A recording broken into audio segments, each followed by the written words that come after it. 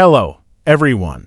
Today, we're delving into the fascinating world of nutrition. Have you ever wondered how living beings obtain the energy they need to function? Well, let's explore the various ways that living things get their food. Firstly, let's take a look at autotrophic organisms. These are organisms that can produce their own food through photosynthesis or chemosynthesis. Plants and some microorganisms belong to this group.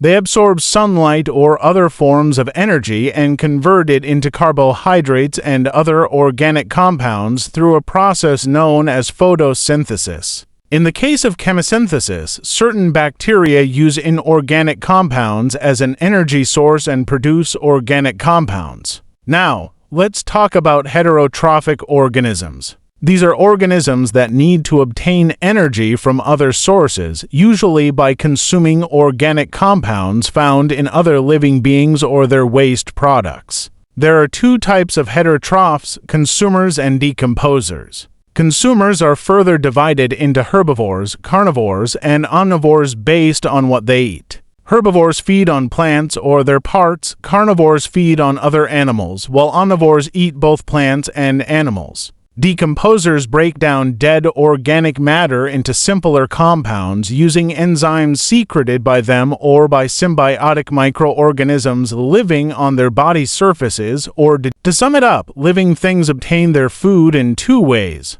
Autotrophic organisms synthesize their food using sunlight or other sources of energy, while heterotrophic organisms consume pre-existing organic compounds from other living beings or their waste products. I hope this has given you some insight into how our ecosystem functions. Thank you for joining me today in exploring this intriguing topic. If you found this video informative and engaging, don't forget to hit that like button and subscribe for more exciting content like this one. Until next time, take care and stay curious.